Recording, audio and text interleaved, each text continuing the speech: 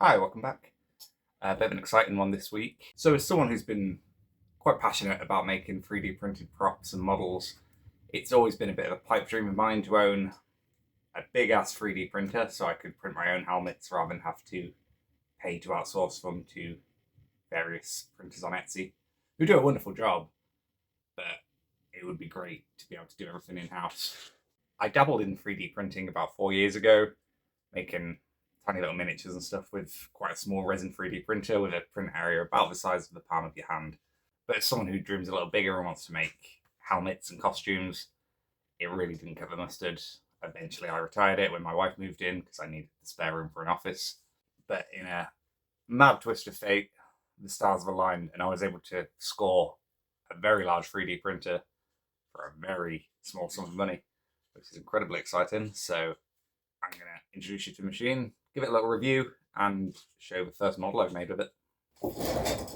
And here she is, the Creality K1 Max. An absolute gargantuan of a machine with a 30 by 30 by 30 centimetre print area.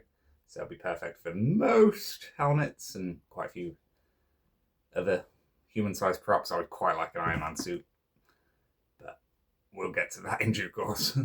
I was quite hesitant to commit to this at first because as someone who had a 3D printer 5 years ago, I know that a lot of it is just calibration, faff, and failure.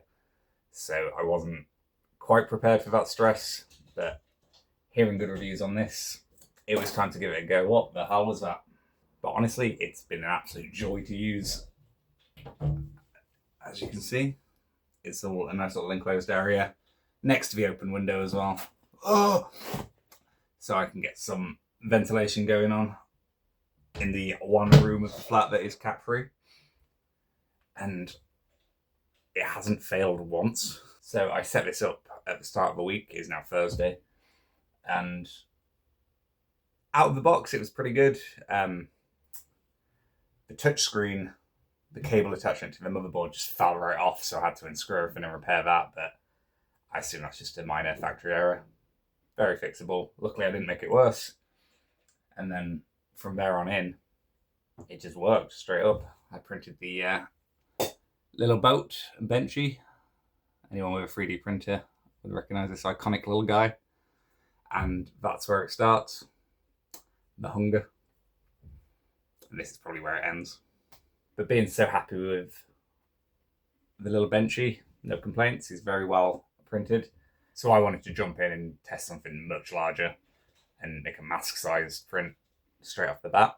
So I hopped on Thingiverse and got an STL file from the creator called Hamburger Shoe. I hope I'm pronouncing that correctly. And got cracking. It was only 11 hours to print that. It was a very loud night, so I didn't sleep well. The machine's pretty loud, so in my small flat, it is very loud, and it did keep me awake, so I am going to have to time things a bit better in the future, so it's not going on overnight. But sometimes I'm going to have to make that sacrifice. From what I understand, a full-size helmet is about 20 hours. But yeah, it came out perfect the next morning. Tiny bit of sanding. Sprayed it with a body filler. Standard procedure.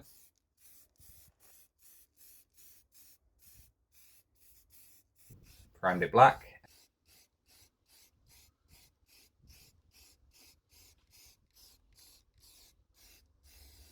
And then painted it.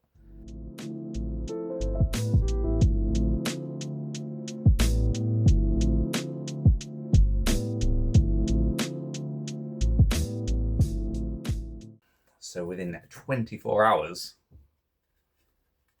Dr. Doom is now with us.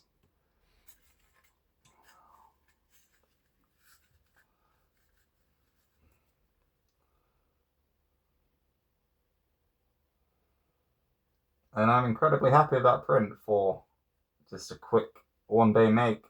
There was only so much effort I was willing to put into it. As you can see, it's a little bit low poly, so it looks like Dr. Doom from the Fantastic Four game on PS2, which is a banger, by the way. But other than that, what an incredible start to this 3D printing journey. I am beyond happy with that. And it'll go on my shelf until the cat knocks it off and breaks it, or I gift it out to someone. But yeah, would I recommend the K1 Max for a very inexperienced starter such as myself, absolutely, what an incredible piece of work, like me. So it has so many great features as well, which kind of eliminates the faff. It has auto bed leveling, and like a teenager on TikTok, it has the ability to self-diagnose anything, which is great if you have an issue and then need to try and work out what's going on. But so far, we've had no issues. And on top of that, it also has a camera built in, so I can watch it from the other room. I can watch it in the bathtub on my phone via the app. And while it's doing all of that, it also films a time-lapse video onto, I assume it has a hard drive built in. It must have some memory because it's saving all the files as well as time-lapse videos, which then I can stick a USB stick into it, transfer it over. And you've probably just watched one. That was all done with that, which is incredible. I don't have to prop a camera up next to it or anything. It just makes that content for me. And there we go. A new era is upon us of making cool shit. Too many ideas of where to start, and I'm more than open to suggestions in the comments of cool things I can make. Either very fancy props or funny little curios and whatnot. I'm totally open. But until next time, thank you for watching. Please like and subscribe. And it's been me, Dr. Doom, PhD. Good to see you all. Bye.